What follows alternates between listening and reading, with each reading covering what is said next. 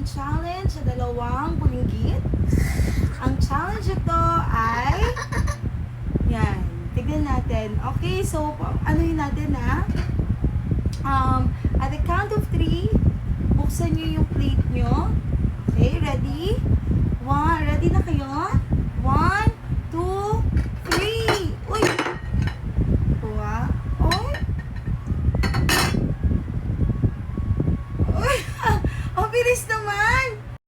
Grabe, diba? Kita-kita nyo sa camera kung gaano ka-giver tong aking dalawang Junakis. Thank you, kids!